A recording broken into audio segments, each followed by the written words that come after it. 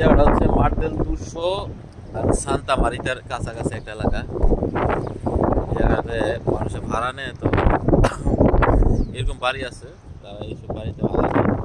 প্রত্যেকটা বাড়ির বাইরে হচ্ছে যে ভাড়া দেওয়ার যে নাম্বার দেওয়া থাকে, প্লাস হচ্ছে এখানে যে অনলাইন যে ওয়েবসাইটগুলো আছে এলাকার ওয়েবসাইটগুলো যারা ভাড়া দেয় তাদের কাছে এগুলো ইনফরমেশন থাকে মোটামুটি।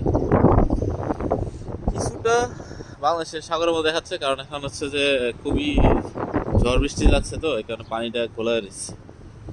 তো তাছাড়া এই এলাকাটা অনেক সুন্দর। আমরা এখানে আসলাম, ঘুরতেছি, দেখলাম অনেক কিছু। মাঝখানে ভাড়া নিচ্ছি বাসা